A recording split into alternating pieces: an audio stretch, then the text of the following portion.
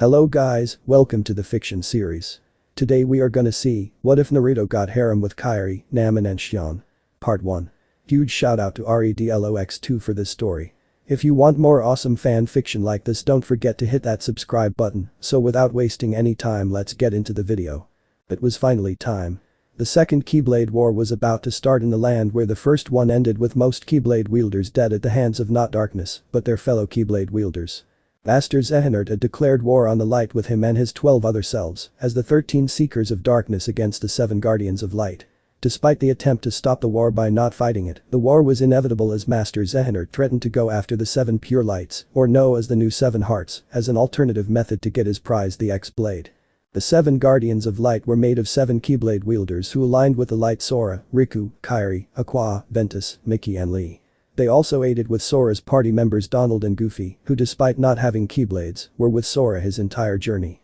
The Guardians of Light landed in the Keyblade graveyard as they looked rather solemn at the place. None so much as Aqua and Ventus, and to a lesser degree Mickey. Never thought we would have to come back to this place. Especially for Xehanort's plans once again. Ventus said with a frown before Aqua gently grabbed his shoulder for comfort. We will win this fight and get Terra back for sure. Aqua told Ventus with determination as Ven looked up and nodded. Guys, let's go. This will be the final battle for all our friends and we won't lose. Sora declared as everyone nodded at Sora as they started to run forward. They kept for a while until Lee decided to add in his 2 cents. Hey. Isn't this kinda weird? Lee asked as everyone stopped to turn the red-haired tall man. What is Axel? Kairi asked the former nobody by his nobody name. I mean, this is the final boss, right? And this is his stronghold? Lee asked as Aqua raised an eyebrow. Yes. Aqua replied, simply wanting him to get to the point. Aqua was a relatively tall blue-haired woman with a slender figure and blue eyes. Due to being inside the realm of darkness for over 11 years, she retained her appearance of an 18-year woman, despite being technically in her early 30s. Isn't it odd this place is not crawling with heartless and nobodies? Lee asked as everyone looked at him with shock. I mean, even in the original Organization 13 world we had hordes of nobodies and heartless basically everywhere, but we haven't seen anybody besides us. Lee pointed out as Sora and Riku nodded, remembering how infiltrating Xemna's stronghold was not possible in a stealthy manner. It is odd. Mickey admitted as he scratched his head, while Donald and Goofy looked at each other with nervous expression. They must be hiding their strength or luring us in a trap. Riku suggested as Kairi bit her lip in nervousness. Sora, however, had a determined look as he looked at his allies. It doesn't matter. As long as we do this together, there is no reason to be afraid. Sora announced as everyone's expression relaxed while Donald and Goofy sent silly looks at each other. Good old Sora. This pep talks is so his thing. Donald thought with a grin as they all nodded in determination before they started to run again. Further in with the true Organization 13. Talk about boring. Larxene complained as she crossed her arms in front of Black Coat. Larxene was a rather slender woman with flight blonde hair and green eyes. She notable had a hergless figure, notable even in her black coat. I must agree, old man.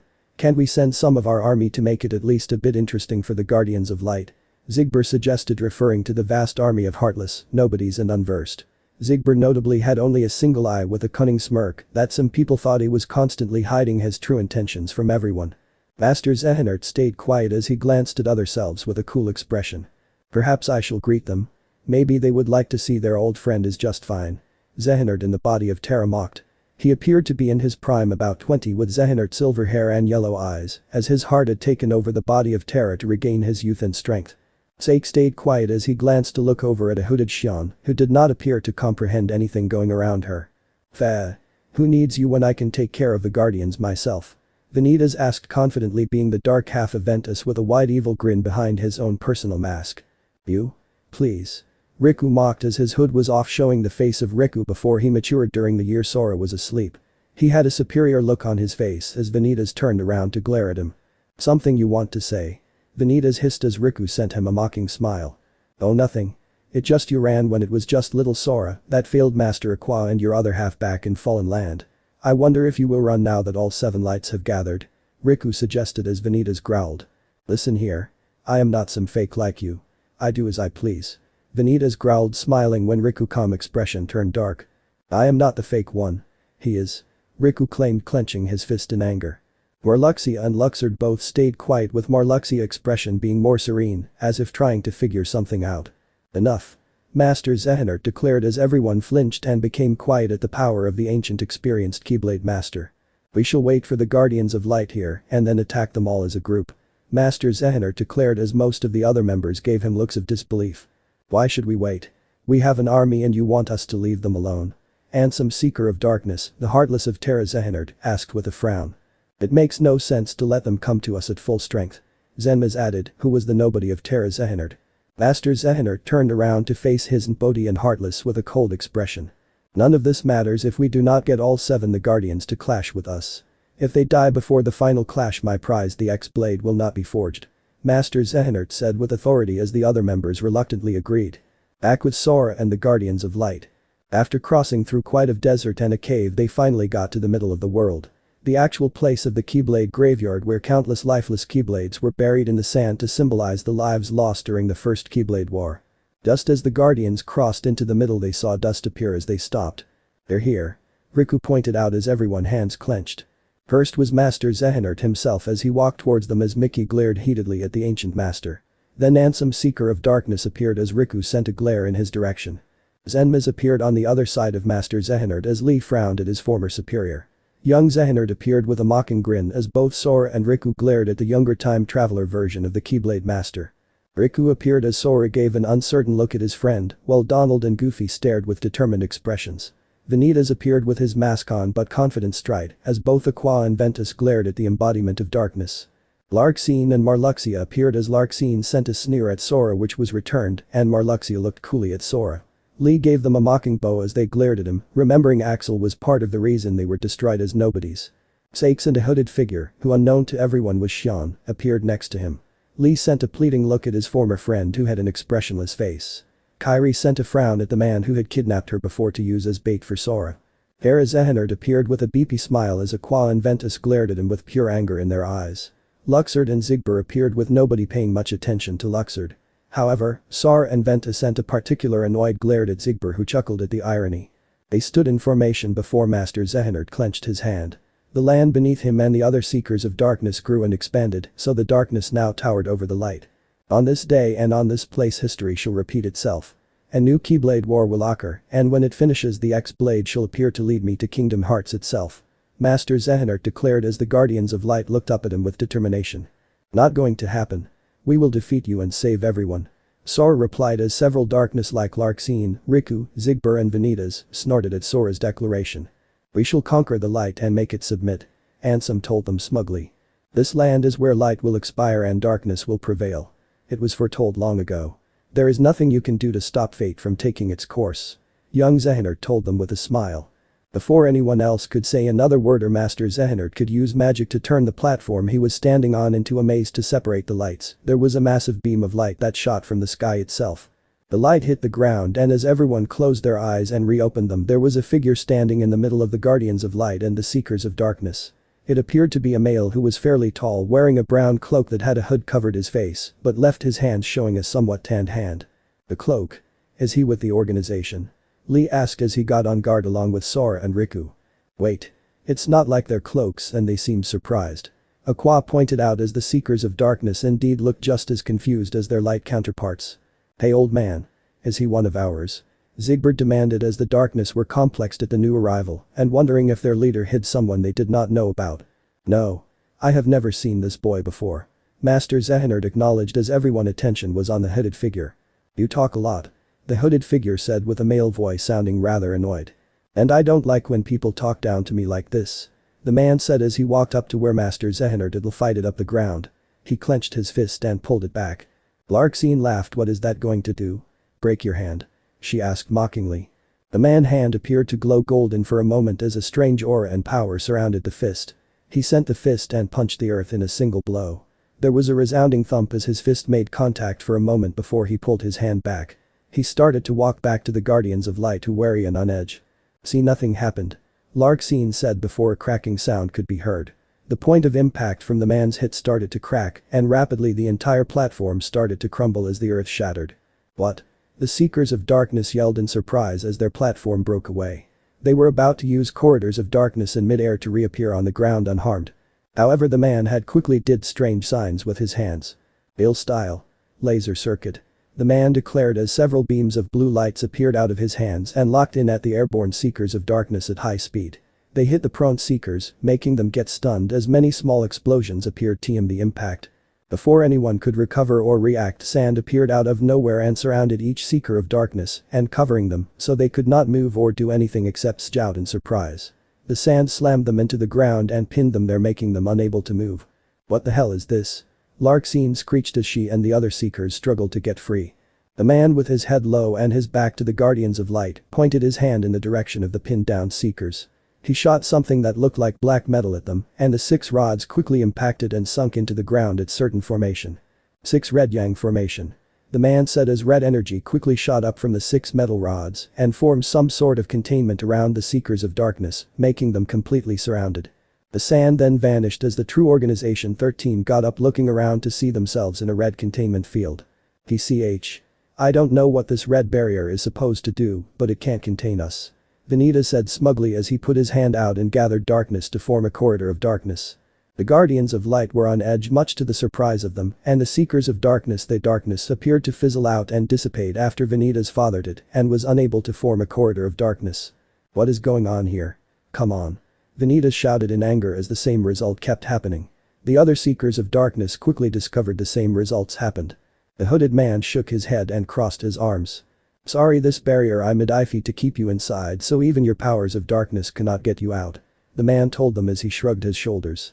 Larxene was mad, so she pounded against the barrier to no avail, and her lightning did not even phase it. "Who the hell do you think you are? Huh?" Larxene screeched as the man sighed but put his hands on her hood. The man took off his hood to reveal a rather handsome blood-haired man with bright blue eyes. He had odd markings on his face almost like whiskers as he looked at the Seekers of Darkness with distaste. His expression softened when he turned to the Guardians of Light, with his eyes lingering on Kairi's for just a moment as her confused expression showed she did not know him. "Naruto." Uzumaki got it memorized. Naruto said, pointing at his forehead with his index finger with a smirk as he turned discreetly to look at Lee before he turned and gave a grin to Kairi and a wink. There was a few moments of silence as everyone took in the strange but very familiar introduction. Sakes was the first to react as his gave a dry chuckle, smirking at Lee's abyssal gobstopped expression. Larxene and Zigbert laughed while Luxor chuckled. Even Zenma snorted for a moment before his expression regained its calm expression. Xion in her hood tilted her head for a moment before blinking, as if she tried to remember something, but forgot instantly. Ventus looked at his friend Lee with a smile before he chuckled. Riku smirked while Donald and Goofy looked confused at some kind of inside joke. Mickey gave a small laugh while Sora smiled and laughed, but he felt it was more on Roxas' behalf, not his own. Aqua tilted her head at everyone's seemingly immature attitude. Kairi giggled as Lee got over his surprise and pointed at Naruto with an accusatory finger. "Hey, that is copyright trademark," Lee declared as Naruto gave him an amused look. "Oh? I mean Kairi copied you once and you didn't mind," Naruto pointed out as he crossed his arms. "Wait, how did you know about that? It was just me and Kairi in that space," Lee pointed out as the Guardians grew weary of Naruto again. "And I didn't tell him my name, and yet he already knew it," Kairi thought, although for some reason she could find it in her heart to be weary of the stranger. "Dreams can show us a lot. It can even tell us things we did not experience ourselves," Naruto said vaguely as he grew sad for a moment as Ace started to walk towards the Guardians of Light. Instantly everyone had their keyblades out and were in defensive positions, except Kairi, who Riku and Sora had hid behind them. Who is this brat? He was not in the book or in the master's plan, Zigbert thought with anger and annoyance. Naruto walked calmly, not even minding the weapons pointing at him as his focus was on Kairi, as his expression was one of happiness and relief. "Finally, after so long I found you," Naruto said, looking at Kairi, who blinked. "Hey.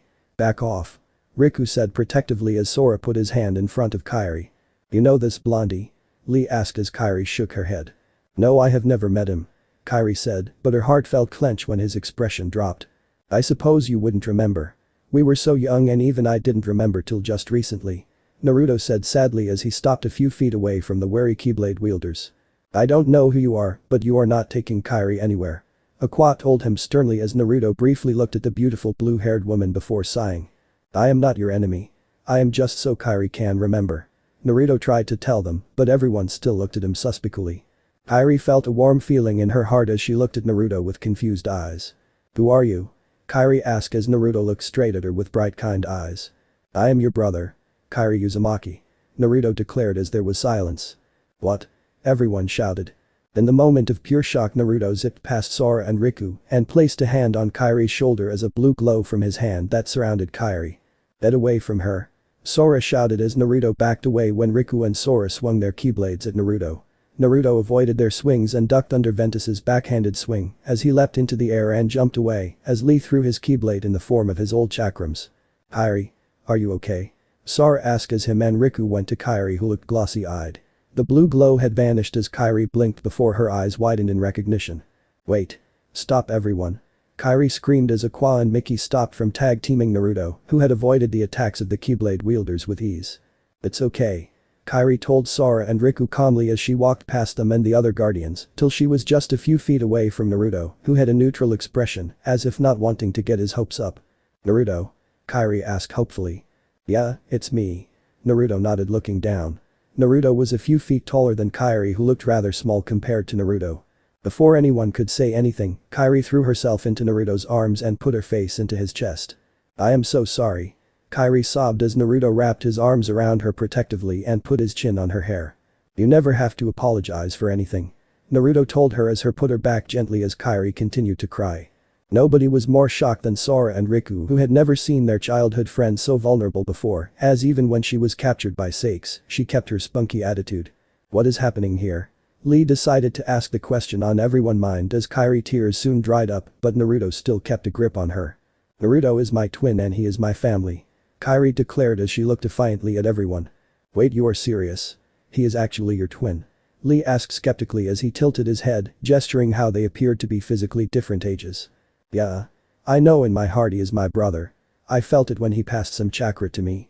I felt his heart and his soul connect to mine," Kairi declared, placing a hand on her chest while Naruto stood back with a small smile. "Wait, chakra? You mean magic?" Ventus as everyone blinked, thinking Kairi had misspoken.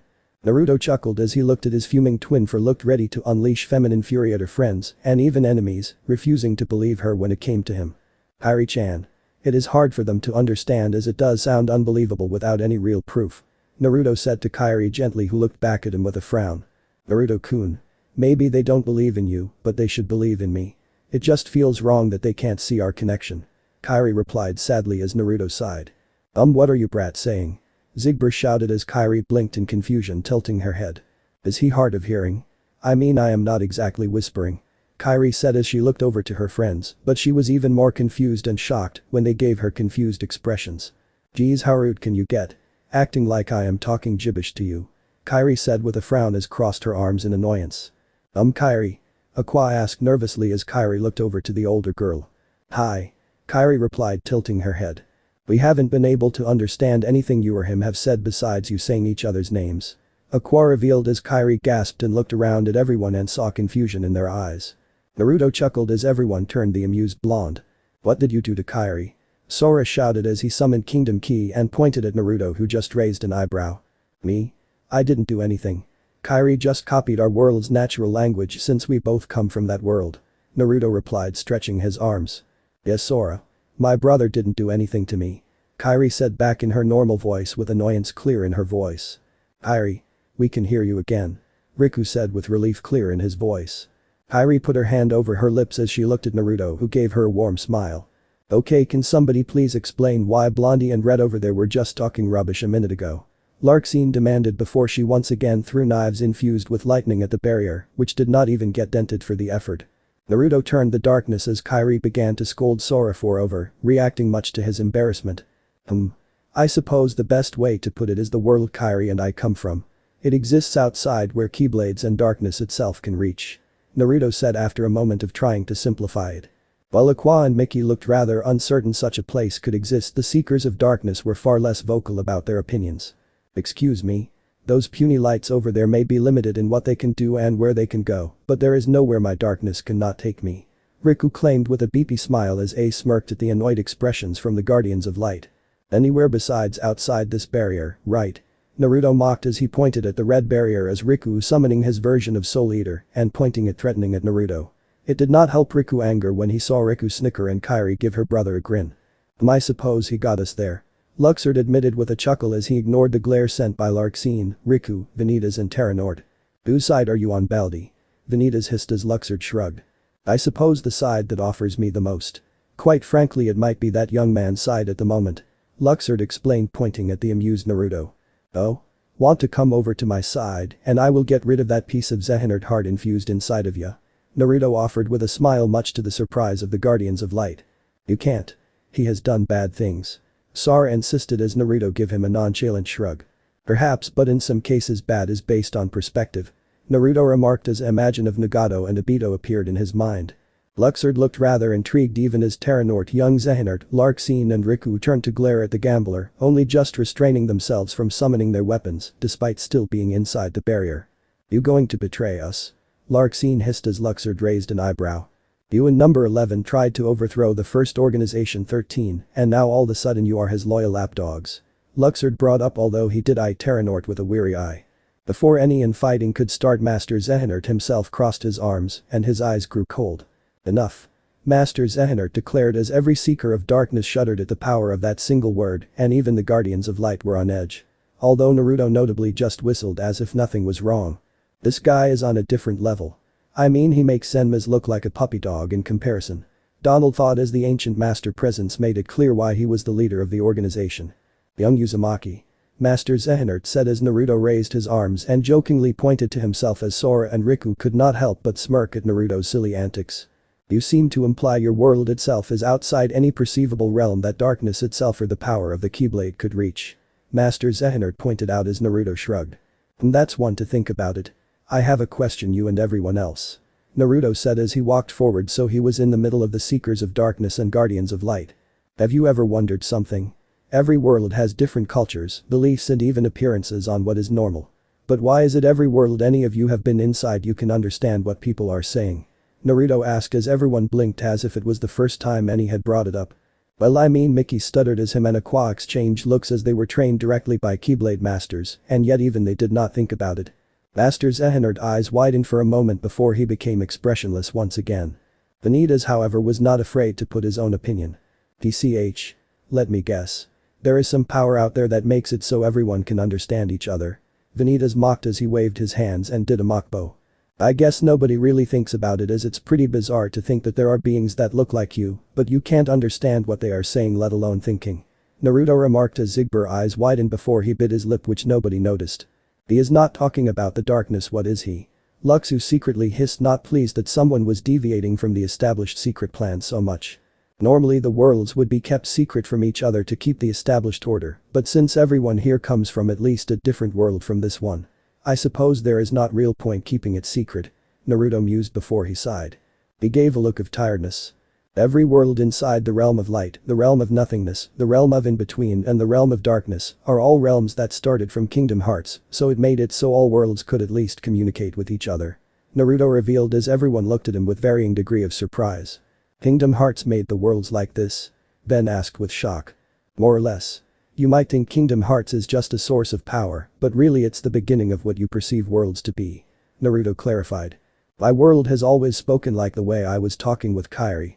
Our world exists inside another dimension altogether. Trying to access is an idea that cannot be done with the power light or darkness. Naruto revealed as Kairi gasped when Naruto turned to her. In a way. We are aliens compared to everyone else here who was born in the realms created by Kingdom Hearts itself. Naruto said. He looked down. Wait. If you cannot get to your world with the Keyblade or the power of darkness, how did you get here from your world? Lee demanded as everyone turned to the blonde, who smirked. Do you think that the power of darkness and Keyblades cannot be surpassed? Naruto questioned before he turned around, ignoring the indignant response from Lee and Donald. There is somebody I want to talk to from over there, Naruto said as he pointed to the barrier as he continued to walk to the darkness, ignoring the cursing from the bound members of Organization 13. Naruto stopped as he scanned the members before he found the hooded Xion as he gave a sad smile. Come here, Naruto said as he waved his hand. Much to everyone's surprise, no more than Xion herself, Xion appeared in her hood outside the barrier in front of Naruto. What? You said we couldn't get out of this stupid barrier. Larxene complained as several members had summoned their weapons and attacked the barrier, thinking it was weakened. However, the barrier held strong and still prevented them from summoning corridors of darkness. Naruto raised an eyebrow. You really believe a barrier I create I cannot destroy or manipulate? That would be a very stupid barrier. Naruto retorted as he scoffed before focusing on the hooded figure, who was roughly the same height as Kairi with her hood down, so nobody could see her face. Hey. Does anyone know who the newbie in the hood is? Lee asked as everyone shook their heads. No, but they do seem different. More silent, almost like someone who doesn't fit in with the rest of the darknesses. Aqua said with a frown, as most of the Seekers of Darkness would openly declare their allegiance to Xehanort, or at least their disdain for the light. The hooded figure was on a defensive position, while Naruto looked sad, almost like he was showing sympathy for the figure. Attack. Bring me his head. Zenma's commanded as the figure turned their hooded face towards Zenma's before nodding. The hooded figure raised a gloved hand before a familiar keyblade appeared in their hands, and they took a two-handed stance. That keyblade? Riku said in surprise as he looked at Sora before looking back at the hooded figure. It's just like Sora's. Kairi gasped before Lee took his keyblade out and summoned his chakrams again. He turned them onto fire and threw them. They flew past Naruto, who didn't look back and focused on the hooded figure. They easily batted away the chakrams and sent them flying back at Lee. Their stance and power. Is that Roxas? Lee asked in surprise as Sora blinked, looking at his own chest.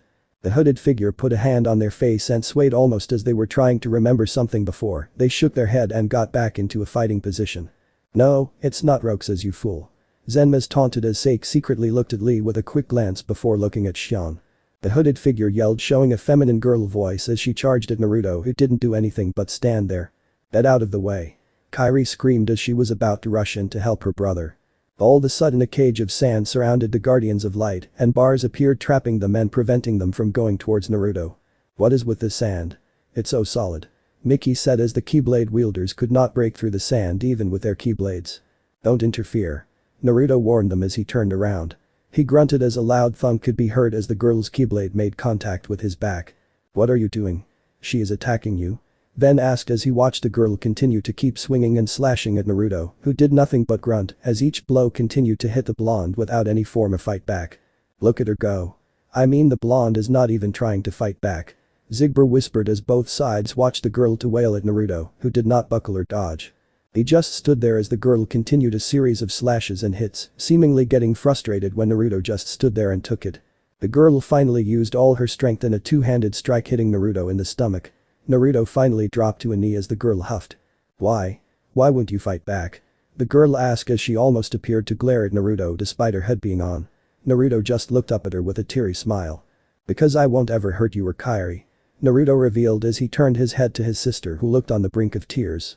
You don't even know me. The hooded girl shouted in frustration as she stomped her foot. Naruto let out a pained grunt before he smiled at her widely. You might not remember and everyone else might have forgotten, but I know who you really are, Xion, Naruto said warmly as everyone on the darkness side looked flabbergasted. Sake's eyes widened. How does he know that? Only I had access to Vexen data and I put it a secure location. Sake's thought. Xion looked around widely as she put her hands over her head. Ah. I don't, you don't, Xion screamed as she shook as if that simply name caused her great pain. Xion?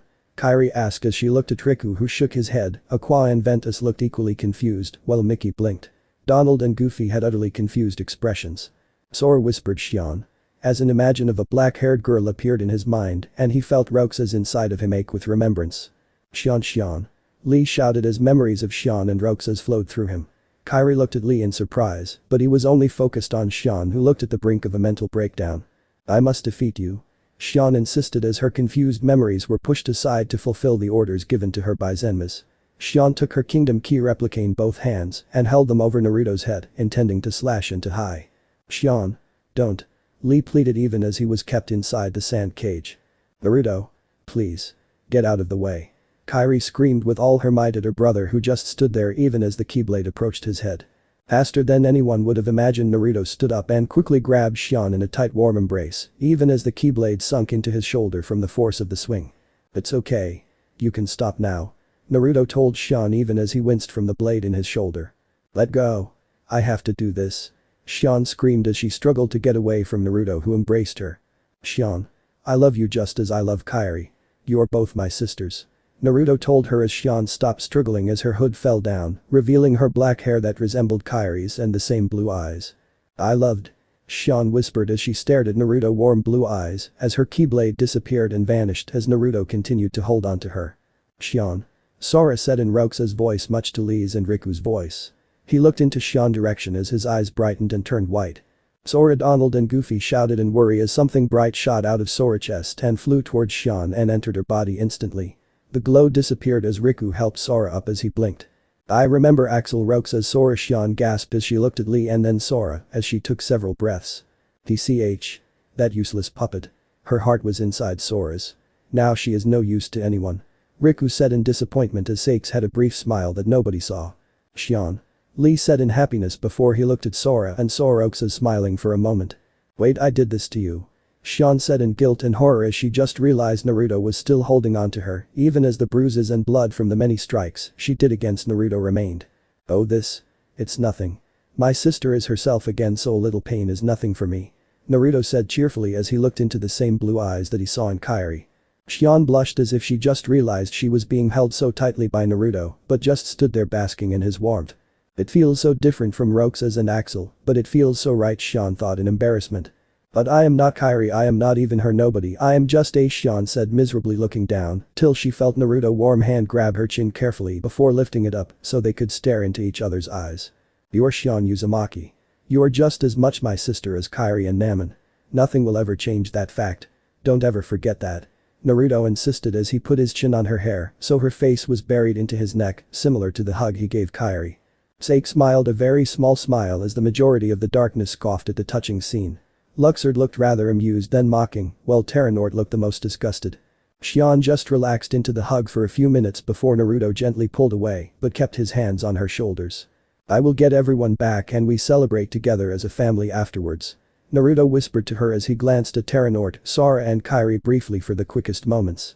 Xion just blinked before a smile appeared as she could feel the affection of the hug, even as air leased her shoulders. There is still Terra, Roxas and Namin I need to revive before Kairi can truly feel happy. Naruto thought. Naruto waved his hand as the sand cage disappeared and the guardians were quick to run towards Naruto and Xion who met them halfway. Sora looked confused and yet he also seemed to want to hug Xion as a result of Roxas' heart resonating inside of him. Lee quickly pulled Xion into a hug which she happily returned. Riku blinked several times before shaking his head. Kairi rushed in to stand in front of sheepish-looking Naruto. She put her hands on her hips and frowned at him. Wow, she does look like mom. Naruto thought with humor as an imagine of Kushina with her violet eyes and longer red hair appeared, but the same annoyed expression. Hey. Let us heal you at the very least. Aqua suggested as everyone blinked before they realized Naruto had taken a considerable amount of damage to try to wake up Xion without hurting her. Kairi was about to cast a healing spell before Naruto raised a hand. You mean these wounds? Naruto asked as he gestured to his shoulder. Much to everyone's surprise his wounds started to hiss and steam appeared to come from the wounds. In a matter of moments his bleeding stopped, then it turned into red skin, then pink and then new skin appeared and layered itself till his wounds were completely gone before a bit of torn clothing. What amazing regeneration skill without any form of magic or effort it appears. Master Zehaner thought impressed. I have always healed quickly even as a kid. Naruto said rather cheeky smile as Kairi pouted for making her worried but smiled when he was okay. Kairi then went up to Naruto biting her lip in anticipation. Did you mean it when you said Kairi and Namin are also your sisters? Kairi asked nervously. Naruto smiled when he saw a blonde-haired girl the same height as Kairi with a white dress that reached her lower thighs and cute blue sandals take Kairi's place for a moment. Namin looked rather pleadingly at Naruto. Naruto scooped Kairi into a hug and whispered of course I did.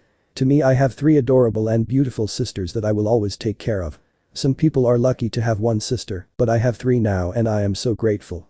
Kairi felt her and Namin's face turn red even hidden in Naruto's shoulder at being called beautiful as she resisted the urge to flick her hair for some reason. After a minute he released her, but luckily Kairi's face had returned to normal as he stared at Sora for a moment. Now I need to retrieve a vessel for Roxas. I think Radiant Garden had one almost prepared for him. Naruto mused. As Naruto was deep in thought Xion turned to Lee who had a massive grin on his face. He seemed so nice but so powerful as well. Xion said with awe as Lee chuckled. It's true. This guy is something else. Lee admitted as he glanced at Naruto was chatting rather cheerfully to Sora and Riku. I have to thank you both. Naruto said as he bowed his head. Sora and Riku looked at each other with confusion. Thank us? Riku asked awkwardly as Sora rubbed his head. Yeah, I mean I did think you were trying to harm Kairi for a bit, Sora admitted as he avoided Kairi's disapproving look. Naruto waved him off and gave him a grin. You both gave Kairi the family she needed when we were apart and I will always be grateful for that. Naruto told them seriously as Kairi had a soft warm smile on her face. Aqua had a smile as well at how Naruto was grateful rather than jealous his twin had other people as family. Before Sora and Riku could reply Mickey decided to ask something. Can I ask you something? Mickey asked in his somewhat squeaky voice as Naruto turned to him. Yes. Naruto replied, gesturing him with his hand. If Kairi grew in Radiant Garden, then how was your life in your guy's homeworld? Mickey asked excitedly as all the members of the Light looked eagerly at Naruto. Naruto's eyes widened before they grew immensely sad for a moment before he turned away. Different, Naruto said simply as nobody saw his sad expression grow sadder. Different? Ventus asked as they noticed that Naruto was no longer looking at them. Sometimes people don't have people who love them. Naruto snapped, turning back with his eyes in anger, expressing great anger as everyone was on edge and flinched. Seeing the scared expression on Kairi's face, Naruto's eyes grew wide before he sighed. I am sorry. I didn't mean to snap at you guys. Naruto apologized before he started to walk away. Where are you going? Xion asked sadly as Naruto turned to her with a small smile. I need to get something that will help. Naruto said simply as a portal of light appeared and stepped through with the portal closing instantly. Brother. What happened to you? Kairi thought as she stared at the spot where Naruto disappeared. Damn it. We are still trapped in here. Vanitas hissed as the Guardians of Light turned to see the Seekers of Darkness, still trapped inside the red barrier from before. It appears that even after he left, he is still keeping his power focused here to keep us confined. Zenma said, stoically crossing his arms with an annoyed expression. It seems he has planned out this game well. Luxord remarked with a smirk. TCH. I swear when I get free, I will put a knife through Blondie's throat. Larxene claimed as Marluxia looked at her before he stared seemingly into nothing. Well, it appears perfect little Blondie has a little temper. Zigbert snickered as Sakes glanced at Xion with the corner of his eyes. Not exactly how I planned, but my redemption draws close. Sakes thought as he felt his heartache when he remembered how he treated Xion, Roxas and even Axel with such disdain. Meanwhile in Radiant Gardens. Impossible. Nothing should exist outside the three realms of creation. Ansem the Wise claimed as him, Vexen and Ienzo were talking to an amused but impatient Naruto. Look, I am really only here for Roxas' replica so he can become a true person again. Xion has already been returned to her true self. Naruto told them, tapping his foot slightly. Xion. Wait, number 14, Ienzo said as he held his head as memory of a 14th member appeared in a mysterious black hood. Yes. She was a replica born from Sora's memories from experiments Zenmas and I did for the first organization. However, she was destroyed by Roxas and her heart was put into Sora shortly before Roxas returned to Sora as well. Her existence was supposed to be erased when she perished, however my research notes were kept intact so I remembered of her as I read them. Vexen explained as Ienzo shook his head as he tried to process the new information. That poor girl. She is just like Roxas and Namin. Ansem said sadly as guilt crept out of his heart. Naruto gave the old man a look of pity. Look, what you did was wrong, but I don't exactly blame you for walking that path. Revenge does tend to make people the wrong decisions and hurt others on their path. Naruto said kindly as Ansem looked at him in surprise. Young man. What would you know of revenge? Ansem asked as Naruto gave him a sad smile. I just do. Trust me. I have met people who have let revenge take them path of darkness. Naruto said as Obito, Nagato, Sasuke and even Madara appeared in his head with all dark expressions. Anyways. I well aware that Xion was brought back to the second organization as a seeker of darkness as part of a plan between Vexen and Sakes. Hence her true heart coming out of Sora restored her to her true self. Naruto continued as Vexen looked at him in surprise. How did you know of our plans? Not even the old man Zehnert suspected us of foul play when I made him his replicas. Vexen asked suspiciously as Naruto sighed. Perhaps this can make you at least trust me for a delivery. Naruto said as the three men gasped at what they saw. This is? Ansem asked in pure shock as he looked at Naruto. Yup. We can change everything now. Naruto declared as he sent them a grin. Indeed. I can see why he will be the one. Ienzo admitted as they took Naruto to where Roxas' completed replica laid motionless in an Organization 13 black coat. Thanks. I shall make sure to tell them you did good work. Naruto told them politely as he picked up the Roxas replica and threw it over his shoulder. The new portal of light appeared in front of as he stepped through it, the portal vanished without a trace. Ienzo turned to Ansem with a serious expression. Master. I think we should never make an enemy out of Naruto. Ansem chuckled but nodded. I agree. Although since Kairi has own twin sides with the light I believe he will never turn to the dark. Vexen put a hand on his chin. Fascinating. To think such a world could exist not aligned with light or dark or even nothingness. Vexen mumbled fascinated. Aw man. He was like super scary.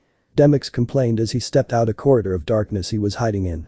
Ansem turned to the cowardly nobody with a smile. True, but probably only to those who try to hurt Kairi. Ansem remarked as Demyx tilted his head. Back in the Keyblade graveyard. A new portal of light appeared as Naruto threw it with Roxas on his shoulder. "Naruto." Kairi shouted happily as Naruto sent her a grin. What is that on your shoulder?" Sora asked as he pointed at what appeared to be a body on Naruto's shoulder.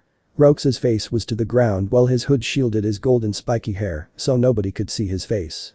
"That is a..." Riku shouted in anger. "How did you get one?" Young Zehinart demanded as the light grew confused. "This, my friends, is a replica created by Ansem the Wise and others for Roxas," Naruto declared as he set the replica down and the hood down. This revealed Roxas' face, whose eyes were closed and was unmoving and unbreathing. "Roxas?" Lee shouted in surprise as Xion gasped, putting her hands over her mouth.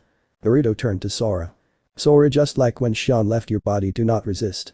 He shall do what he needs to leave your body and you must let him," Naruto told Sora, who had a serious expression as he nodded. "Xion. Lee. Think of your bond with Roxas and he shall use that bond to make a connection to the replica," Naruto told them as they nodded. "Come back, Roxas," Lee said as he focused. "Roxas?" Xion said with determination. Once again Sora glowed white as a pink heart appeared from his chest and flew towards the empty replica. The vessel had a bright light that lasted for a few minutes till it faded as Roxas groaned and opened his eyes, showing the same blue eyes he shared with Sora and Ventus. "Me again," Roxas said with a grunt as he struggled a bit to get to his feet but was soon pulled into a tight hug by Lee. "You're back. We are finally together again," Lee said with relief in his voice as he held one of his two friends within a tight hug. "Yeah, I am back, but if you squeeze any tighter I won't be," Roxas complained playfully as Lee just chuckled. "You idiot," Xion said before she rushed and joined the hug, making Roxas grunt. He however smiled as he wrapped own arms around Xion and Lee. "TCH. To think all three members we had in mind for our 13th member are now on that side. Roxas, Sora and that puppet."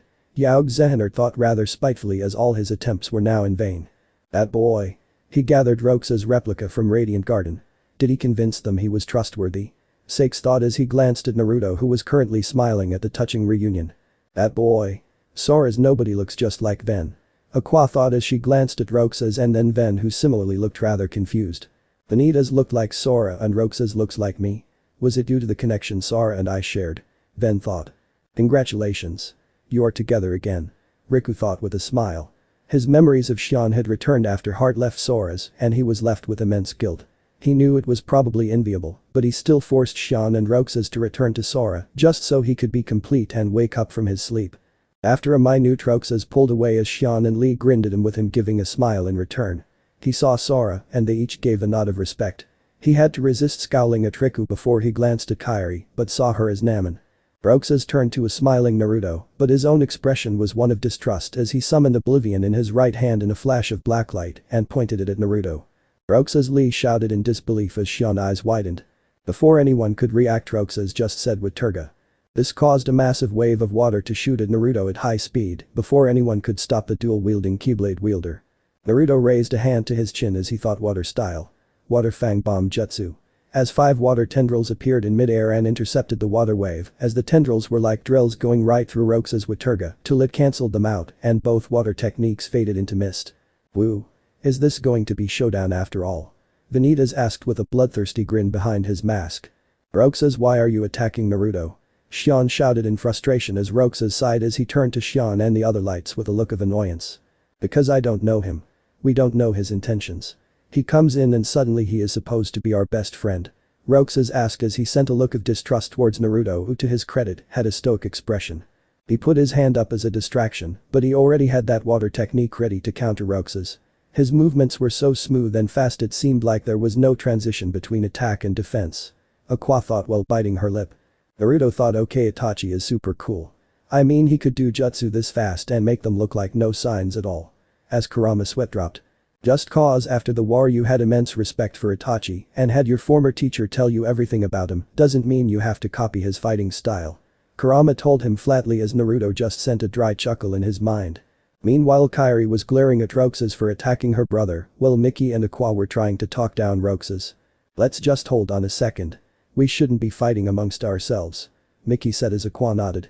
"Our real enemies are over there," Aqua insisted as she pointed at the bound Seekers of Darkness. "Oh. Don't worry. They are my enemies. That hasn't changed," Roxas revealed as he sent a dark glare at the True Organization 13.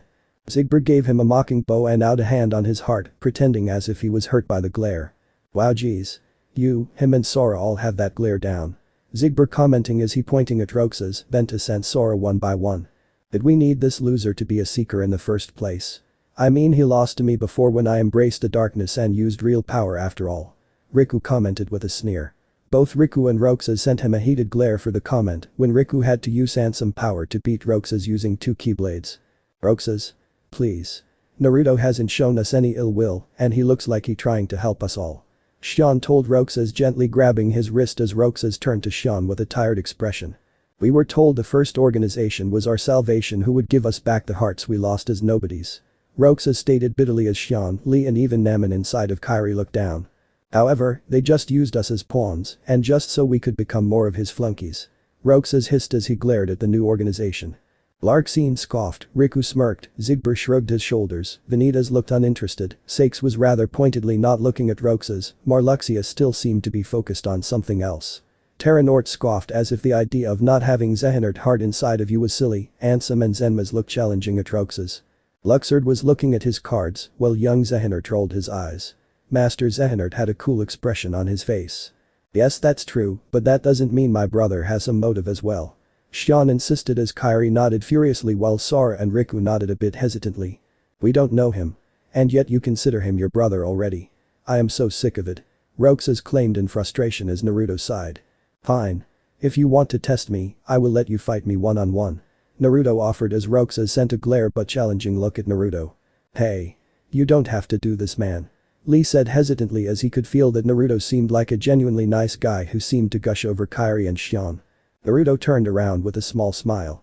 If I don't get these feelings of mistrust out of the way, Roxas will never trust me. Naruto commented as Roxas stepped forward with a burst of white light. Oathkeeper appeared on his second hand to complement Oblivion in his right hand. Duha. It seems like all of them, his replica retained all the abilities his heart and former self had. Naruto beepized as he watched Roxas walk towards him. Naruto raised his hand slightly as a new sand wall enclosed the remaining Guardians of Light in a semi-cage once again. Just so nobody interferes. Naruto assured Roxas, who nodded. Finally, I can agree with you on something. Roxas commented as he had both Oathkeeper and Oblivion in his hands ready for combat. Naruto still had a seemingly relaxed stance as Roxas roared and rushed at Naruto. Roxas swung both keyblades at Naruto, who seemed to not have a guard up. Quicker than anyone could see, Naruto sidestepped and grabbed Roxas' right wrist that was holding onto Oblivion, much to everyone's shock. Hey, I didn't say start yet, did I? Naruto asked with a teasing smile, much to Roxas' confusion. Now then. Let's start. Naruto announced as he released Roxas' wrist and jumped back to avoid Roxas' swing with ease.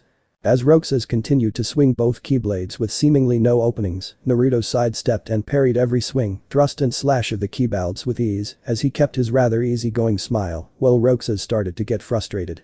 That real. Fight back. Roxas shouted in frustration as Naruto avoided his swing by an inch, leaning backwards slightly. Alright. You asked for it. Naruto replied as the interval from Roxas' wide wing. Naruto put his forefinger onto his thumb and flicked Roxas' chest. This action, which should have done nothing, surprised everyone when Roxas was sent flying backwards for several feet. Both his used his keyblades to stab the ground. This reduced his flying speed and quickly he managed to get his feet back onto the ground as he gasped in shock and slight pain. Incredible. Roxas is clearly going at full power and yet Naruto hasn't broken a sweat dodging and parrying his attacks. That last attack even sent Roxas flying despite it being just a flick to the chest. Riku noted in amazement as Naruto was just fighting bare-handed and still overpowering Roxas. Roxas is no slouch. And yet the difference in ability between them seems to be great. Lee admitted as he watched his hot-headed friend get up with a growl. Roxas, Naruto, Xion said in worry as she secretly feared that Roxas would be the one who would refuse to back down and force Naruto to hurt him. Well, look at here. Roxas is getting thrashed by a kid who isn't using a keyblade or any weapon. Roxas beat you before, didn't he, Sakes? Zigbur whistled, impressed, before teasing a frowning Sakes. Sakes refused to dignify it with a response, but he did glance at Lee for a moment before focusing on Roxas. Had enough. I mean, I don't even really know why we are fighting. Naruto commented as he sighed while Roxas glared at him. I want to protect my friends. Roxas declared as he pointed both keyblades into the air. Suddenly massive beams of light appeared from the air around Naruto before zeroing on him, making a huge explosion of light. Naruto. Kairi screamed as she saw the explosion, while Riku resisted the urge to try to plummet Roxas for hurting Kairi's brother. There was large amount of smoke as Roxas huffed, but it soon cleared to reveal instead of Naruto, there was a dome of sand that appeared to be unharmed from the explosion of light. Sand, Roxas asked in shock. Yup, and you should guard your back. Naruto's voice commented as Naruto appeared behind Roxas. Before Roxas could react, Naruto put a hand on Roxas' shoulder. Earth style. Weighted boulder jutsu. Naruto thought as Roxas shuddered. Suddenly Roxas was forced onto his knees as he struggled to get up even as Naruto released his hand. What is happening to me? I can't move. Roxas grunted as he looked up but couldn't even move his arms from their prone decision. Naruto sat down in front of Roxas as he gave a small smile. Simple. I just increased your weight so you can't even move your arms at the moment. It makes it easier to talk if you are not trying to chop my head off while I talk. Naruto joked as Roxas struggled. Okay. Why are you so angry? Naruto asked him gently as Roxas looked up in surprise. What would you know? We have been used for our entire existences by somebody. You probably had everything growing up. Roxas claimed as Naruto clenched his hands. You think I had everything growing up, huh? You have no idea what I had. Naruto shouted as Roxas flinched as Naruto appeared to be angry for the first time. Naruto growled as he closed his eyes. Suddenly all the guardians of lights and seekers of darkness blinked before their scenery appeared to change. They were now still bound but surrounded by what appeared to be a small apartment with a table, small kitchen, and what appeared to be a bathroom and bedroom. What's going on here? Ventus yelled as everyone looked around to confirm everyone else was seeing what was happening. This is my memory. Naruto told them as he floated in the air and pointed down. Next appeared a much younger Naruto with the same spiky blonde hair, whiskered cheeks and bright blue eyes. He was wearing a simple white t-shirt and brown shorts. Brother. Kairi gasped, putting a hand over her mouth in shock, seeing her brother as a much younger boy. He's so little. Aqua said with awe while silently resisting squealing as she enjoyed talking to children as they were so innocent and cute. Next appeared an old man who had a bright smile as he ate cup ramen with little Naruto. That was the third Hokage Hiruzen Sarutobi. I usually called him Old Man Hokage as he was like a grandfather to me. He was the leader of my home but still took time to visit me from time to time. Naruto informed everyone with a fond but sad smile. Was? Riku thought, catching the used of a past pronoun. Happy birthday, Naruto. The old man said kindly as Naruto gave a wide smile as he blew out the 5 candles on the small birthday cake with ease. Thanks, old man. Younger Naruto said happily as he waited patiently for the third Hokage to give a slice of the white cake. The third Hokage smiled as he watched younger Naruto wolf down the cake, making Kairi, Aqua, and Xion awe the young boy. After a few minutes of eating, they finished the cake and ramen as the third Hokage let Naruto ride on his shoulders as he walked around the small apartment. Hey, old man. Younger Naruto asked the third Hokage, who gave him a nod. Yes, my boy. Hiruzen replied with a smile. Why am I alone? Younger Naruto asked sadly as Hiruzen's face dropped. I mean, I don't have any parents and nobody wants to be around me. Naruto said sadly as his head dropped even as Hiruzen picked him up to look at Naruto in the face. Did I do something wrong? Naruto asked with his blue eyes looking ready to burst into tears as Kairi and Xion looked ready to cry at their brother, blaming himself for being alone. Sora and Riku frowned, Donald and Goofy looked rather uncomfortable, Aqua and Ventus frowned, while Mickey looked rather disappointed at the third Hokage. Lee looked wide-eyed as he looked at the wide-eyed Roxas who was still on his knees. No, my boy. This has nothing to do with you.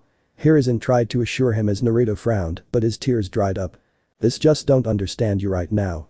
Hiruzen tried to explain with a sigh. While the younger Naruto could not see it, Hiruzen looked rather guilt-ridden, even as he bid Naruto a night as he walked out of the apartment.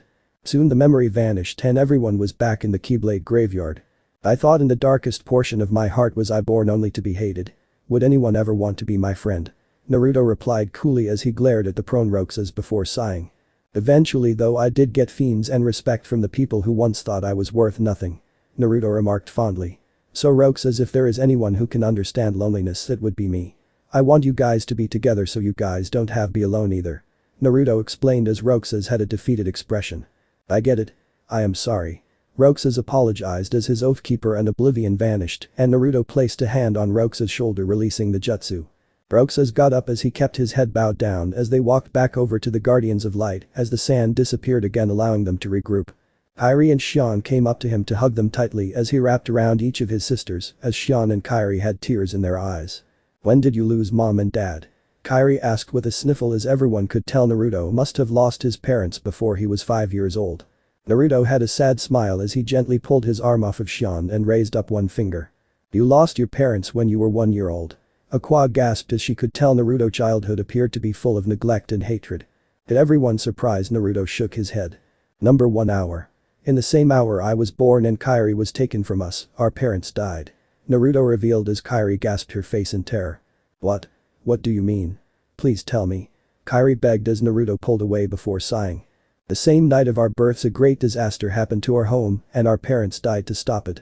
In a way people could not help but blame me for the disaster and that is why I grew up without love. Naruto stated as he stared sadly at Xion and Kairi. Why would they blame a baby for some disaster that happened to your home? Riku demanded as he could not understand the injustice of it. He could feel the loneliness from the younger Naruto and could see the guilt on the old man who acted as Naruto's guardian. Because humans cannot help but hate as it's easier to hate somebody than to accept them. Naruto replied before chuckling. Most of the people I call friends at one point thought I was a loser or were at war with people I cared about. However, we found a way through the darkness and now everyone is my friend. Naruto declared with a bright smile that soothed the guardians of light. However, Naminé inside of Kairi frowned. I can tell. He is faking that smile, he's still full of pain. It's the same look I think I have when I look in the mirror. Naruto then turned to Xion with an inquisitive look as he scanned her over, making her blush. What? Xion squeaked as she felt her face heat up as her admittedly attractive brother was focusing his attention on her. I am not a fan of the cloak on you. It totally does not represent you. Naruto told as he put a hand on his chin as he looked rather thoughtful. Hey, what's with the cloak? Lee asked a bit indignant as Naruto raised an eyebrow. Besides the fact your former bosses wear it. Naruto retorted as Roxas snorted and Riku gave a wry smile. This black coat represents the Xion who believed she didn't deserve to be her own person. She deserves a new outfit to show she is herself. Naruto declared as he quickly made a sign with his hands. In a puff of smoke that surrounded Xion as she blushed. Wait, I feel a breeze on my thighs. This feels different, but a bit more, Xion thought as she couldn't see in the smoke, but she could feel the new outfit appear on her body. After the smoke cleared, Roxas and Lee jaws dropped at Xion's new outfit while Kairi gasped. Instead of the dreary black Organization 13 coat she wore something that looked closer to Kairi's current outfit. She now wore a form-fitting sleeveless black shirt that left her arms bare along with a black belt on her stomach. The shirt ended at her hips and somewhat resembled the hoodie Kairi was currently wearing with a hood and in black instead of pink. Underneath she had a white mini dress that extended past where her shirt ended but only about 2 cms. This left her thighs and knees exposed till her knee halfway up to her knee, black boots that looked more comfortable and stylish, closely resembling the boots that Kairi was wearing now. All in all, Kairi and Naminé thought Xion was wearing a color-switched version of both of their outfits together. The shirt representing Kairi and the dress representing Naminé. Well, that is certainly different. Aqua remarked as she glanced at Xion and Kairi and thought they looked more like sisters now with the clothing now matching more closely. This is rather nice and comfortable. Xion admitted as she twisted, not minding how her arms and legs were more exposed than before. If anything, it felt more comfortable than her former Organization 13 coat which just happened to drape over her. The slight breeze felt rather nice.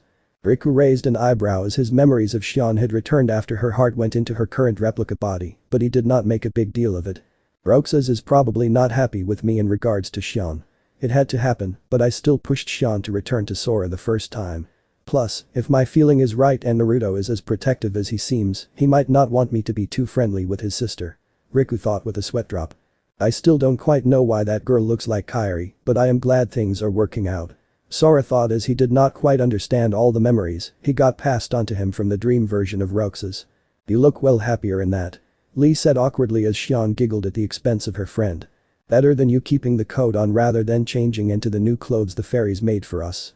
Kairi teased as she and Xion shared a smile while Lee rubbed his head. Naruto looked serious before he gave a shrug at Roxas and Lee. Do you want me to change your clothes too? I mean, it won't be as stylish as Xion, but I might as well offer. Naruto offered with a wave. No thank you. Roxas said flatly, crossing his arms with a frown. Yeah, no.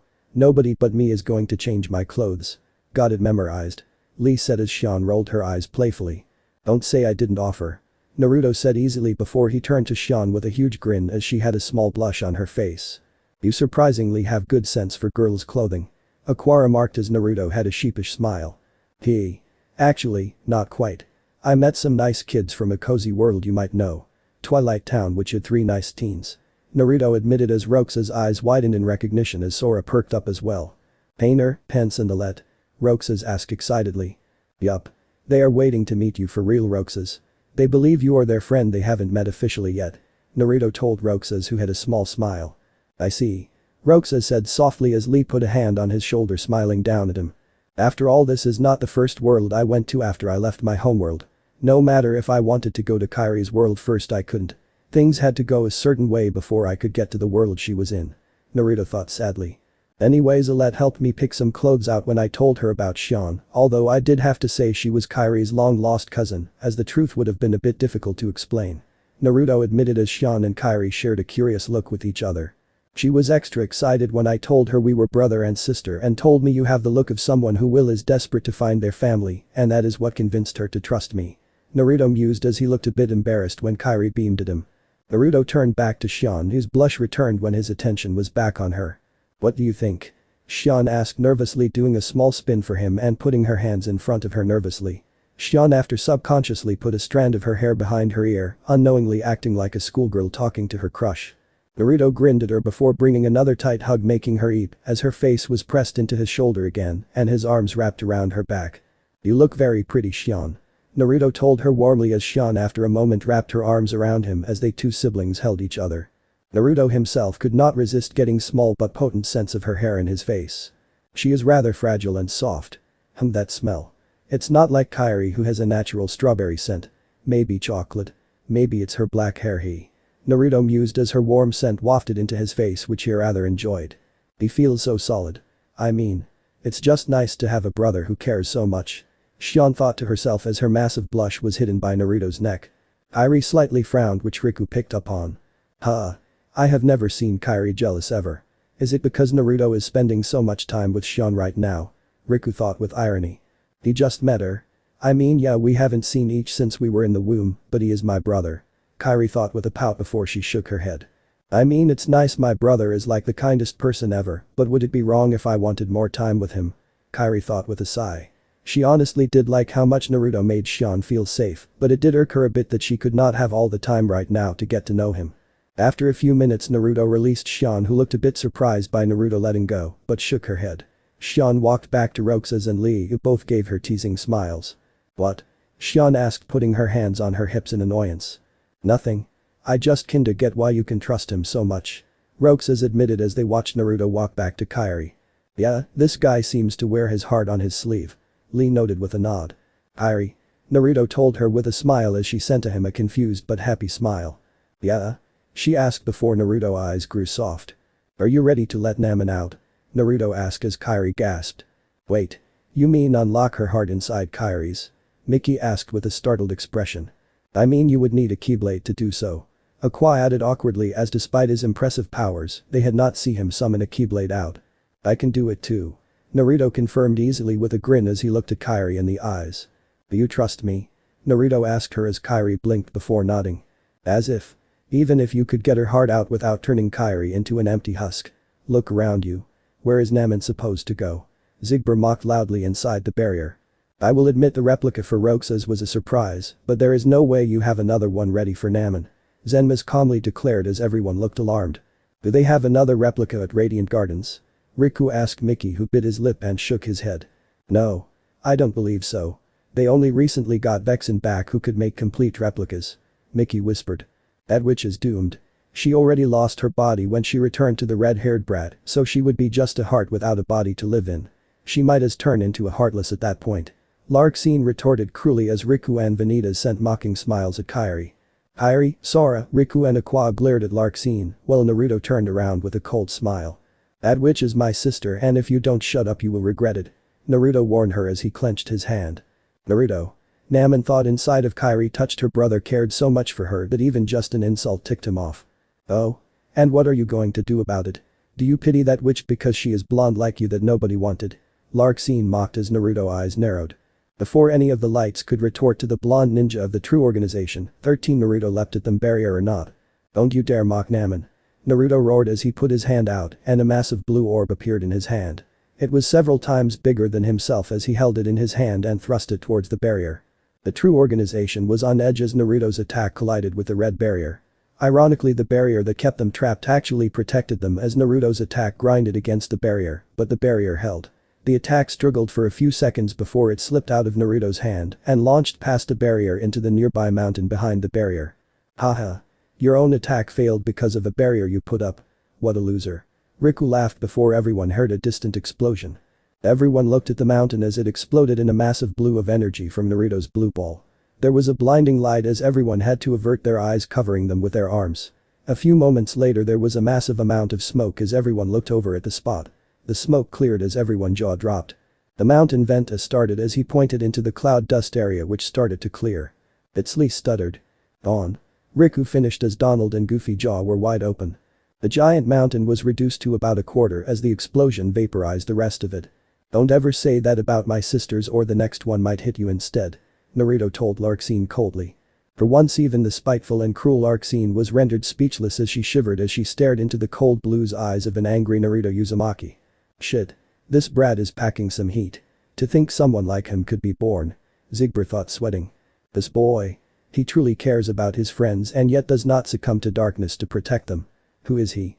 Master Zehanort thought curiously. After a minute of glaring at Larxene and the rest of the Seekers of Darkness, Naruto walked away and leapt back to where the Guardians of Light were standing dumbfounded. Sorry about that.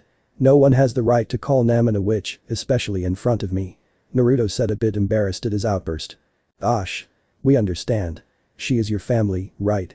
Goofy remarked as Naruto nodded eagerly. I really hope Donald doesn't say anything insensitive and piss this guy off. Riku thought as he knew from Sora that Donald tended to rub people the wrong way. Now then. It's time for Naminé to come out. Naruto declared as Kairi looked at him with a determined smile. Will she be okay? Kairi asked, worried, with Naruto patting her shoulder in reassurance. Don't worry. In a minute she will be her own person and the first one to hug her will be her delighted brother. Naruto said in a teasing voice. Kairi could almost feel Naminé flush in embarrassment and happiness inside of her. Naruto then took a step back and grasped his fist as if holding something in his hand and pointed his hand at Kairi. A beam of light shot from his hand and hit Kairi, who gasped. A pure white light surrounded her before a pink heart exited her body and started to float towards Naruto. Danbutsu SMZM no Jutsu, creation of all things jutsu. Naruto whispered as blue energy was formed in his right hand and red energy was formed in his left hand. He grasped his hands together as the two energies fused together before a bright light enveloped Naminé's heart. After a few moments the light vanished and Naminé was restored to a complete body and self. She looked the same as she did prior to going back into Kairi. She had her blonde hair, which was currently a bit longer than Kairi's and Xion's, with it draping a bit over her right shoulder. She had similar pale and yet somewhat tanned skin from Kairi, along with the same overall blue sky blue eyes. She had rosy pink lips and rosy cheeks. For clothing she wore a simple white strap dress that was lacy and exposed her arms. The dress ended mid-thigh, showing her legs and thighs, which only ended with her simple light blue sandals that showed off her toes and had yellow flowers on the top. I am me. Naminé gasped as she took her first breath as a new being and looked at everything with awe. Naminé. Roxas said excitedly as he still remembered their promise to meet and talk to each other for real prior to them going back into Sora and Kairi. Naminé. Xion said warmly as she saw her sister enjoy her new life as not Kairi's shadow. Well, I am be damned. He actually created a new body for Naminé. Lee said with a chuckle. Naminé. I still need to thank her for real. Sora said with a wide grin as he wanted to in the dream world. Congratulations, Naminé. You deserve it. Riku said quietly as he felt guilty. He realized now the entire time she was her own person he was only concerned about waking Sora up without getting to know Naminé herself. The Qua and Ventus shared a smile at the happy reunion as despite not knowing her, they could still feel happy someone else was getting the existence they deserved. Gosh. I am so relieved that Naminé could come back. Mickey said happily. Welcome back, Naminé.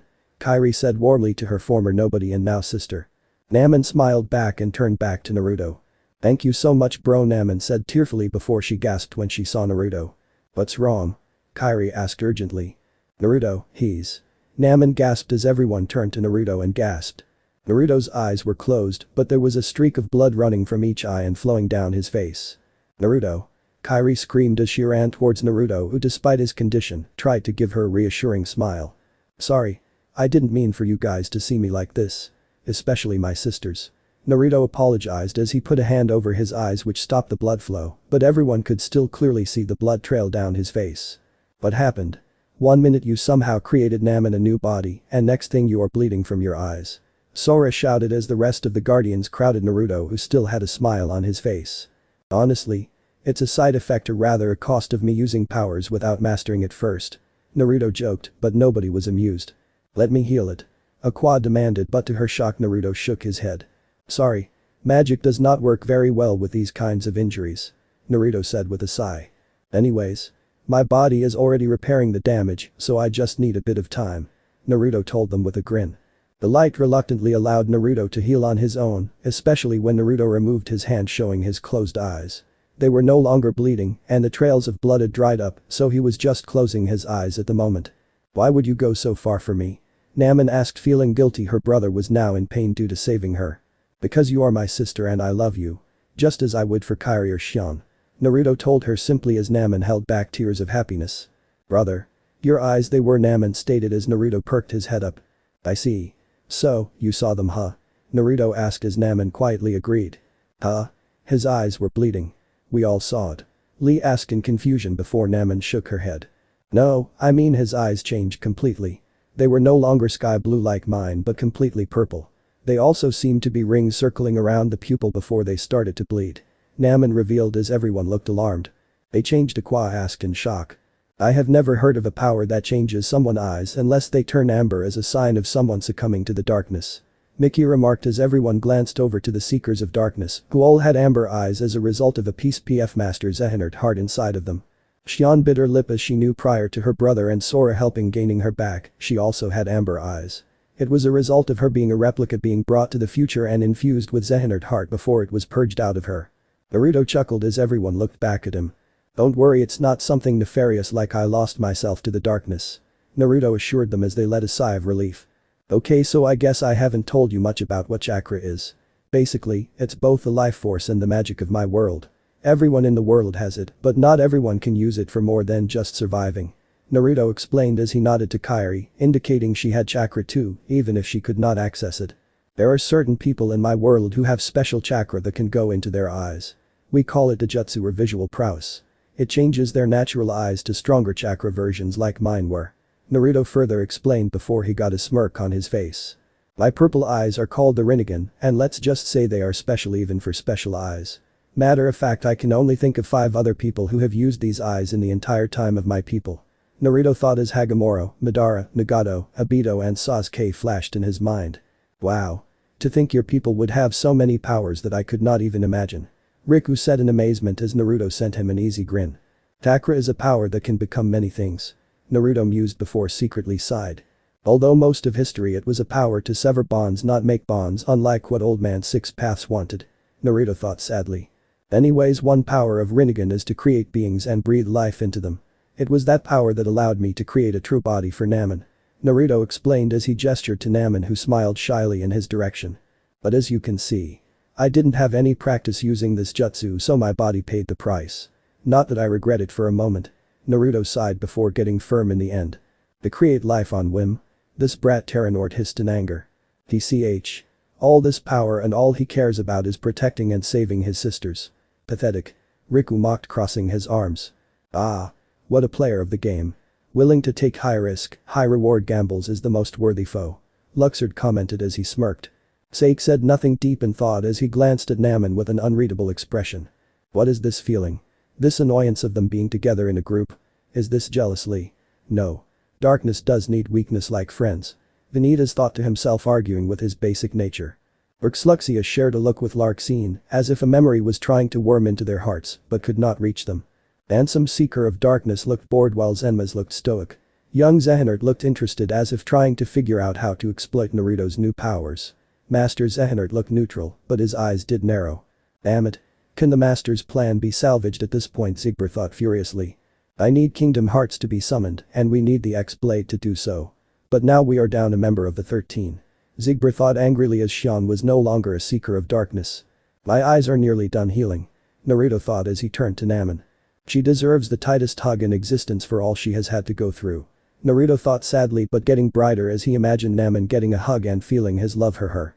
Naruto felt his chakra naturally heal his eyes as he heard someone call his name. Yeah? Naruto said as he turned his head to what he assumed was Ventus's voice. Him and Roxas technically had the same voice as Roxas was modeled after Ventus's heart, which unbeknownst to most was inside of him when him and Sora separated the first time. However, Roxas had a more aggressive tone compared to Ven's more gentle tone most of the time. Can I ask you something? It's Ven by the way. Van said slightly flustered when he saw Roxas raise an eyebrow. Really is like twin central with Van and Roxas both here. Lee thought as he looked at his two friends. Yes. Don't worry, I am going to get mad or anything. Naruto assured him as his closed eyes had dried up, but he had a small smile to show he was not uncomfortable. Why are you wearing a cloak? Van asked bluntly as Aqua frowned and crossed her arms. Van. That is rude. Aqua scolded him crossly as Van looked flustered and shook his hands in front of him in defeat. This was not helped when Naminé, Xion and Kairi glared at him. I didn't mean anything. It's just people usually wear a cloak and hood when they want to hide something, right? Ventus assured them as Riku and Mickey nodded. True. I mean the organization wore them to stay mostly incognito while on missions. Riku remarked as Xion huffed, but nodded. Lee and Roxas also nodded their heads to show their agreement. So, Naruto seems like a pretty open guy, so why are you wearing the cloak? Ventus pointed out as Naruto tilted his head. Naruto stayed quiet before he looked around. I wanted to make it a surprise, Naruto claimed as he looked down, tapping his foot nervously. Everyone was silent for a minute. But you do realize none of us knew you were right. So, it wasn't much a surprise for us with the hood on or off. Riku pointed out as Naruto looked up as if surprised. Naruto stuttered as he looked flustered as if he could see or sense the disbelieving look sent his way. I just wanted to make a good impression. Naruto said sadly as he crouched down and started to look depressed with his face down. Even with his eyes closed, everyone could see his depression clear as day. There was even a mini rain cloud over his head as little drops of water started to hit his spiky blonde hair. So undignified. How is this guy so strong? Young Zahiner thought incredulously as he stared at the blonde with open disappointment. Wow. He's certainly eccentric. Sakes thought with a sweat drop. This guy pisses me off so much. Larxene hissed as she grits her teeth, shooting lightning at the barrier to no avail once again. You guys are mean. I worked really hard to get a cloak that would work and have it be the best reveal. Naruto mumbled as his hair continued to get wet from his unexplained rain cloud over his head. This continued for almost a minute before Kairi smiled and giggled as everyone, especially Naruto, looked in her direction. Kairi? Naminé asked her former somebody, who put a hand over her lips with amusement clear on her face. I thought it was cute. Kairi admitted as Naruto raised his head up rapidly as the rain cloud was still there but stopped raining on his head. Really? Naruto asked hopefully as his head perked up. Yeah. It was very dramatic and I appreciated you went the extra mile for us. Kairi told him sweetly with a smile on her face. There was a moment of silence as the rain cloud disappeared and Naruto's spiky hair seemed to dry instantly. Naruto seemed to vanish and reappear in front of Kairi as he grabbed her by the waist and lifted her up, making Kairi squeal and eep in surprise and joy. You are seriously the best ever, Kairi. I mean, if I tried it for Sasuke or Sakura they would think it was a waste of time. Naruto said happily before huffing the last part. He spun Kairi a few times in the air as Kairi looked surprised but happily as he kept a soft grip on her even as his eyes were closed. Naruto then set Kairi on the floor, but only so he could pull her into his arms as his chin rested on her head while her face was buried into his shoulder. Kairi blushed again before quickly wrapping her own arms around Naruto as she just relaxed, allowing herself to accept the hug from her beloved brother. This feels nice. Kairi thought happily as his arms felt warm and safe wrapped around her, and although she wouldn't say it out loud, she caught his scent which felt oddly pleasing. I am glad I found you and the others. Naruto told her gently as he put a hand on the back of her hair, gently stroking her short but silky soft red hair. She smelled rather sweet and warm in his opinion, as if he was getting back a part of himself he didn't know he lost. I am glad you found us too. Kairi mumbled into his shoulder as Naruto smiled above her. After the hug he pulled away before Kairi got a teasing smile on her face as she poked Naruto on the arm to get his attention. So, if that isn't what you wear normally. Can we see what do you wear? Kairi asked as Naruto sent her a grin. Alright. Believe or not, we do have downtime in our world, so we are not always on ninja mode. Naruto told her as he clapped his hands together. There was a poof of smoke as Naruto's brown cloak disappeared and his true clothing appeared. Kairi, Naminé and Xion all had varying degrees of blushes, while Aqua looked away with a hint of red on her face. Naruto's brown cloak had hidden his entire body except his whiskered face, but this new one was much more form-fitting and made him look remarkably handsome. He wore a plain white t-shirt that showed his muscular build along with black pants. Over his shirt he wore an orange hoodie with black sleeves for the wrists which he kept unzipped, showing his white shirt. Yeah, I know it doesn't look really ninja-like, but don't mistake it. I can fight well in it too. Naruto told them, crossing his arms as if he was assuming they would judge him for his outfit. He is so wow, I mean he looks so mature. Xion thought slightly dreamily. She rationalized that despite being her brother in all but direct blood, it was okay if she loved Naruto in a different way than what normal siblings would consider normal. Namin had a similar thought as she looked over her brother with both love and desire, but the latter was hidden quite well as she admired him. A hood. Just like me. Kairi gasped as Naruto sent her a grin. Yup, it proves our connection, doesn't it? Naruto commented as Kairi nodded eagerly as she gently pulled on the hood on her pink mini dress. Sora and Riku looked at each other as they looked at their own hoods. Okay, I guess it's hoods and being sibling that make it different. Riku thought dryly. Namin and Xion pouted when they looked their own outfits and realized that Kairi had once again had another although minor connection to their brother that they didn't share. Naruto felt his eyes heal themselves completely as he felt them start to rise as to blink and open. Yes, it's time to open them again. Naruto commented as put a hand on his forehead to shield his nearly restored eyes. Naruto opened them as his hand cast a shadow allowing him to see with his eyes without being blinded by the nearly restored light. His blue eyes shone in the light once again. Naruto blinked before he put his hand down as he sent grins to Kairi and Xion who beamed at him. Naruto then turned to Namin who looked rather shy and unsure, unconsciously playing with a strand of hair as if she was waiting for her crush to notice her. Namin. Naruto said happily as he stepped towards her as everyone else stepped back to let them have a moment. Naruto. Namin said nervously wondering how he would respond to her in real life as he stopped less than a foot from her.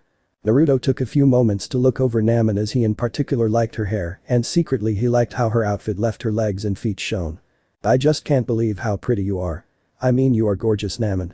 Naruto told her honestly as Namin's face turned red as she used her hands to cover her face in embarrassment. Gorgeous, Namin squeaked as Naruto nodded. Everyone blinked at the description especially as he claimed Namin as a sister, but Kairi and Xion were not pleased. They crossed his arms and stared at Naruto with a frown who turned to them. You are both very pretty and gorgeous too. Naruto assured them who smiled at him. What kind of relationship are they having? Was the thought of all the darkness and most of the lights. Now for something that is long overdue. Naruto declared as he stepped forward till there was less than a few inches between him and Namin. Namin looked up at him even as she had a hint of red on her cheeks. Welcome back, Namin. Naruto said warmly before he pulled her into a tight and warm hug. Namin blushed but eagerly returned the hug as she placed her face into his neck, ignoring her burning face from the contact and amount of love she sensed from her fellow blonde. Naruto wrapped his arms around her with one hand on her soft back, making her shiver in delight at how warm he felt against her. The other hand was on back of her hair as he gently stroked her soft blonde hair, wondering how his sisters kept them all so smooth and soft. This feels so nice. It's my first hug ever and I couldn't be happier. Namin thought in sheer delight and contentment. Naruto thought to himself, so Kairi is sweet strawberry, Xion is warm chocolate, and Namin is smooth vanilla.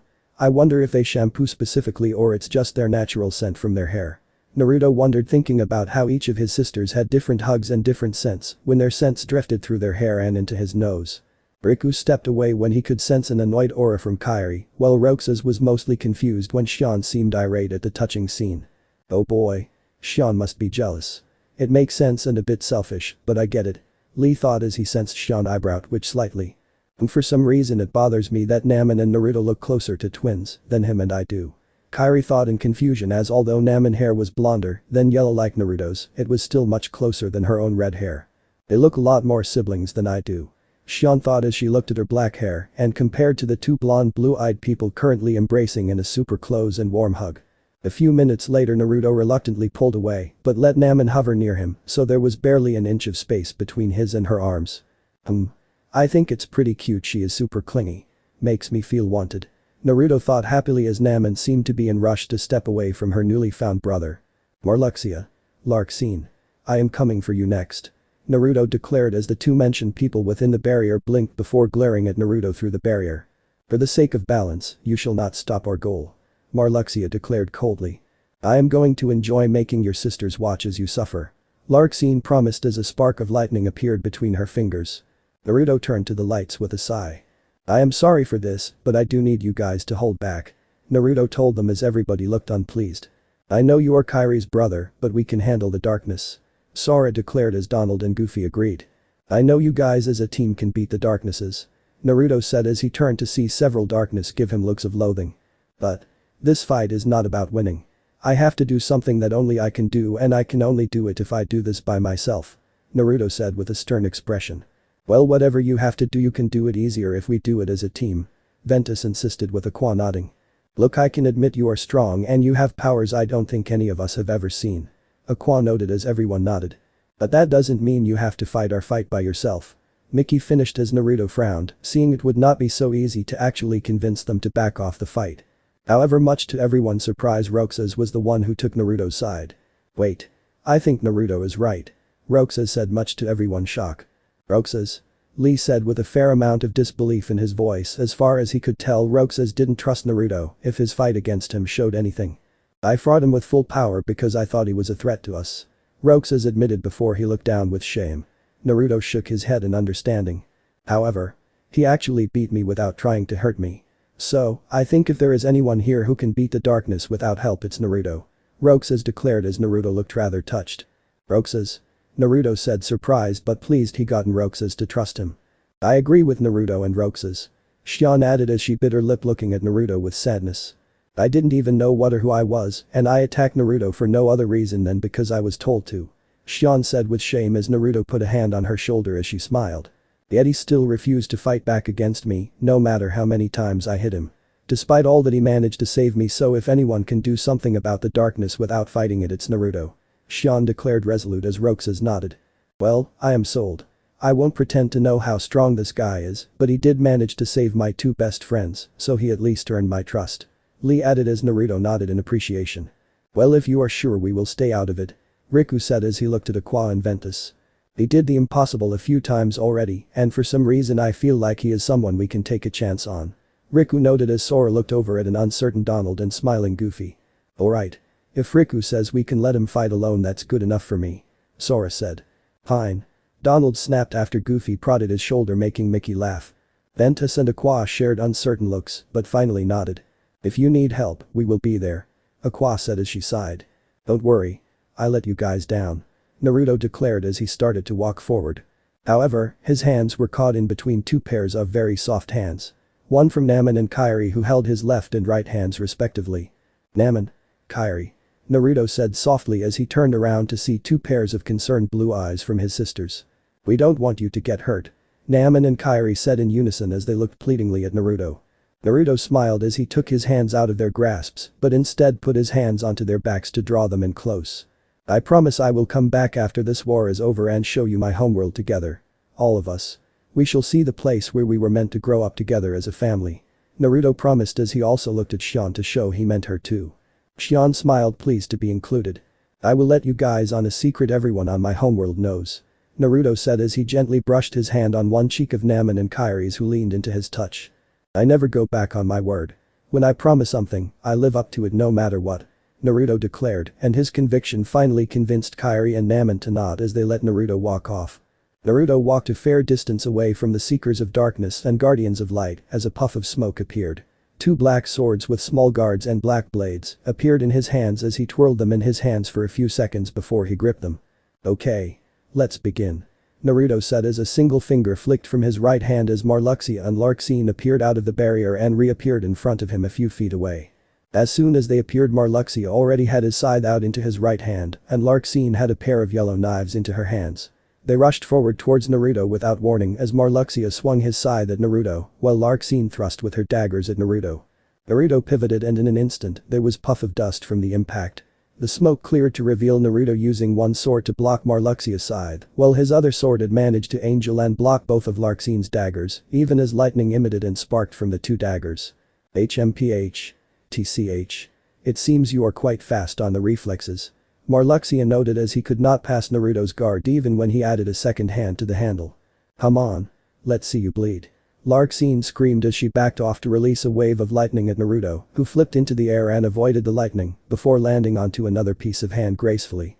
Then it began a series of blocks and parries from Naruto.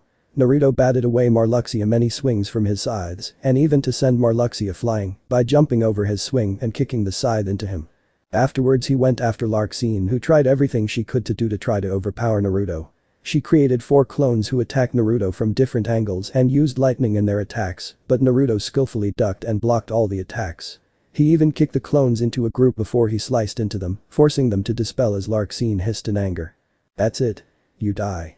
Larxene screamed hysterically as she leapt into the air, gathering a vast amount of lightning into her hands, intending to slam it into the area and destroy the area along with Naruto. Wine style. Great vacuum sphere. Naruto said as he took a massive breath of air before releasing as a massive wave of wind. The wind easily overwhelmed the lightning and made Larxene scream as she was forced into the air and then slammed into the ground by another wind burst above her. Marluxia had recovered and seeing Naruto's sword had vanished here and towards Naruto. Naruto slammed his hands onto the ground as an earth wall appeared in between him and Marluxia. You think a silly wall can protect you? How foolish. I can cut it and you down in one swoop. Marluxia declared as he raised his scythe ready to cut through it. Naruto placed a hand on the wall and backflipped it away just as Marluxia's scythe cut through the wall. However, Marluxia's smirk vanished when he noticed the wall he cut through had pieces of papers with strange symbols on it as them glowed. Then a series of explosions filled the area as the paper bombs activated from the forced contact. Marluxia grunted as he was forced to take the explosions before he was sent flying and landing wounded and unable to move to the nearly as wounded Larxene who was conscious and unable to get up. Damn it. I guess we lost. Marluxia admitted as he coughed weakly. Just finish us off. It's what light is destined to do to the darkness, right?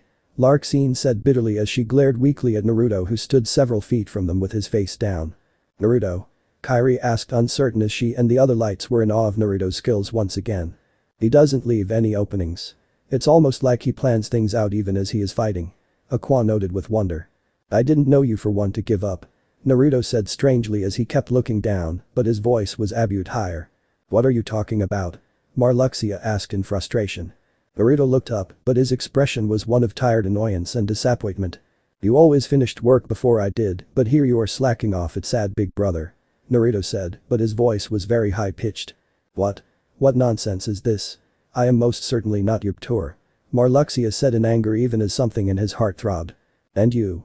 You used to be so nice, but now all you do is pick on people, big sis, Naruto said as his expression was one of sadness.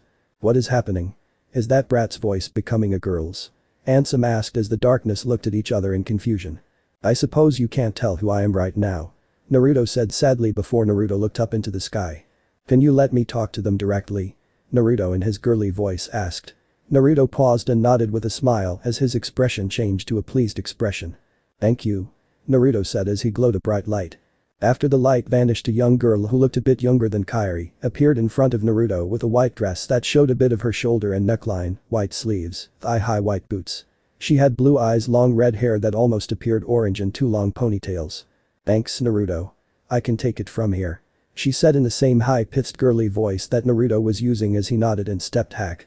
The girl was a bit see-through, showing she was not completely there. Whose is that girl? Was she inside of Naruto? Terranord asked, demanding an answer no one could give him. It can't be. Her heart should have moved on to Kingdom Hearts by now. There is no way it entered this brat who is not even 20 years old. Zigbur, who was secretly Luxu, thought in denial. Unbeknownst to all but Naruto, who caught them from the edges of his sight. Vanitas and Ventus grabbed their heads and bit their lips as if trying to remember something.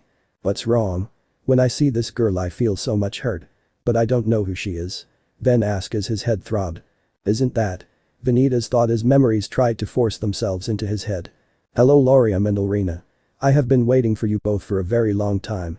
The girl declared, and when they looked confused. You forgot your original names. Lauriam. Did you forget you are my big brother? And Ulrina, you treated me like a little sister all those years ago. She asked sadly as she shyly grasped her hands together. Strelitzia. I remember. Marluxia said in shock and happiness after a minute. Thank goodness. It's been so long since we talked.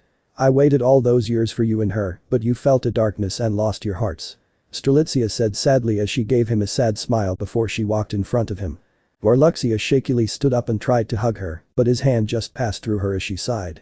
I am sorry. Unlike everyone here, I died a long time ago. I just waited before I reached Kingdom Hearts, but my heart and body were destroyed before the first Keyblade War. I no longer have anything to connect me to the realm. Naruto just found my heart before it passed on to Kingdom Hearts. Strelitzia revealed sadly. First Keyblade War, then does that mean they are all from the ancient past? Aqua asked Mickey, who nodded his head slowly. Well golly. How are they now? Goofy asked in confusion. Riku put a hand on his chin. Time travel. If somehow a version of themselves existed in our time, they could get here from the past. Riku noted. I remember. We searched for you together, right? But then we forgot why we needed more power. Larxene gasped softly. Yeah. We forgot who we were searching for, but now you found us. Marluxia said gratefully as Strelitzia gave him a shaky smile. Marluxia looked at Naruto, who had a look of sadness. Thank you. Now please destroy us so we can be reborn as the people who Strelitzia remembered.